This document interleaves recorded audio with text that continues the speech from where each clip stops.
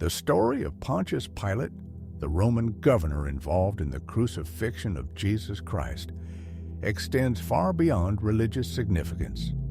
It becomes a fascinating exploration of history and morality. From the puzzling choice between Barabbas and Jesus to the enduring image of Pilate washing his hands, his narrative unfolds during a time of cultural conflict, religious strife, and political power struggles.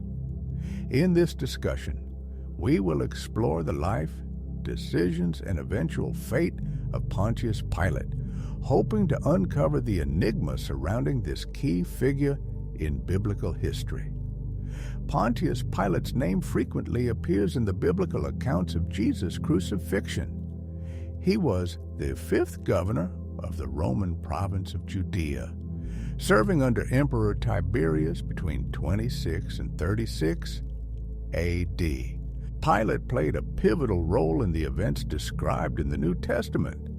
His baffling decision to allow the Jews to release Barabbas, a well-known criminal, instead of Jesus, whom he knew had been falsely accused, left a lasting stain on his legacy, cloaked in mystery. Despite his wife's troubling dream about Jesus and her warning to stay uninvolved, Pilate ultimately handed Jesus over to be crucified after the people chose Barabbas. Pilate's symbolic act of washing his hands, claiming innocence in the unjust decision, did not absolve him of his responsibility. In today's video, we'll examine the life and tragic death of Pontius Pilate, how he rose to power, why he chose to wash his hands and allow the crucifixion of Jesus, and the tragic outcomes of the decisions he made. Stay with me until the end, as the conclusion of his story may surprise you. But before we dive in, please hit the like button to support the channel and subscribe so you won't miss future updates. Now, let's get started by gaining a broader perspective on Pilate's context. In 63 BCE, the Roman Empire conquered and occupied Judea, bringing it under Roman control. This occupation was strongly opposed by many Jews who longed for political independence. Romans and Jews had starkly different cultural and religious practices. Romans were polytheistic, worshiping many gods, while Jews were strictly monotheistic, believing in one God. These differences sparked clashes, as each side held strong beliefs and practices that often collided.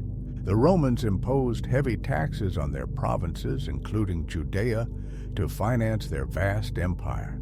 This burden, along with other forms of tribute, led to growing dissatisfaction among the Jewish population. Roman governors, such as Pontius Pilate, were appointed to maintain order, collect taxes, and ensure loyalty to the empire. However, their heavy-handed approach often led to conflict. Roman officials at times showed a blatant disregard for Jewish religious practices. For instance, attempts to place Roman symbols and statues in Jerusalem, considered blasphemous by Jewish law, provoked outrage and protests. There were also intermittent uprisings, driven by Jewish resistance groups like the Zealots, who sought to overthrow Roman rule through armed rebellion. This persistent unrest created a tense environment, putting added pressure on Pilate during his governance. Pilate's early life is not well documented, and historical sources provide limited information.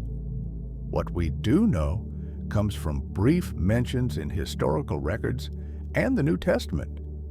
Pontius Pilate was born around 26 BCE, likely in central Italy, and came from a family of the Roman equestrian class, a social rank just below the elite senatorial class, but still considered part of Roman society's upper echelons.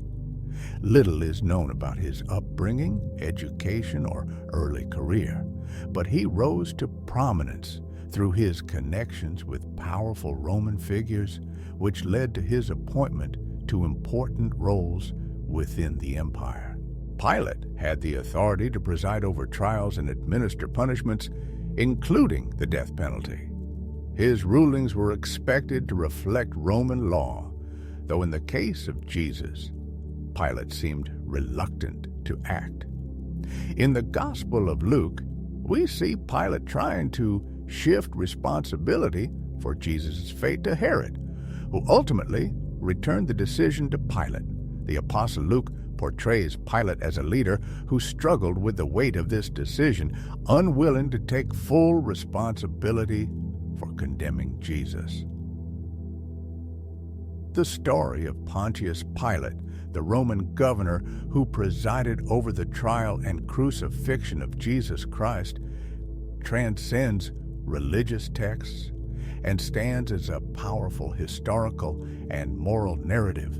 His involvement in the decision to crucify Jesus, despite finding no fault in him, is often remembered for his symbolic act of washing his hands, a gesture meant to absolve himself of responsibility. However, this act left a lasting imprint on history, entwining Pilate's legacy with a critical event in Christian tradition. Pilate's role in the crucifixion is steeped in tension, reflecting the complex dynamics between Roman authority, Jewish leadership, and the fear of rebellion. As governor of Judea under Emperor Tiberius, Pilate was tasked with maintaining order in a region fraught with cultural and religious conflicts. The friction between Roman polytheism and Jewish monotheism, along with heavy taxation and political unrest, created a volatile environment that Pilate had to navigate. In the Gospel accounts, Pilate is portrayed as a reluctant figure, hesitant to condemn Jesus, but ultimately succumbing to the pressure from Jewish leaders and the crowd. In the Gospel of Luke, Pilate tries to avoid making a definitive judgment by sending Jesus to Herod, who also refrains from condemning him, only to return the decision back to Pilate. Similarly, in the Gospel of John, Pilate's interrogation of Jesus reveals a more cynical side as he questions the nature of truth and mocks Jesus' claim of kingship. The pivotal moment comes when Pilate offers the crowd a choice: release Jesus or Barabbas, a notorious criminal. The crowd chooses Barabbas, and Pilate, despite the warnings of his wife Claudia, who had a troubling dream about Jesus, yields to their demand. He famously washes his hands in front of the people, symbolizing that the decision to crucify Jesus was not his own. Yet, this act of self-absolution did not shield him from the consequences of this fateful moment. While Pilate's involvement in the New Testament ends with the crucifixion, historical sources suggest that his rule continued in Judea with further acts of brutality. He ordered the massacre of Galileans and the slaughter of Samaritans, leading to his recall to Rome around 36 to 37 AD. Tiberius had died before Pilate's return, and it is unclear what judgment awaited him under the new emperor, Caligula. Early church historians like Eusebius claim that Pilate ultimately committed suicide due to disgrace, although this account is based on tradition rather than concrete evidence.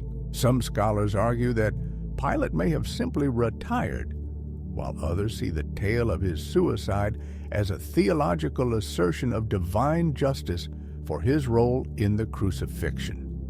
Regardless of the exact details of Pilate's fate, his story remains a timeless meditation on the conflict between power, morality, and personal conviction.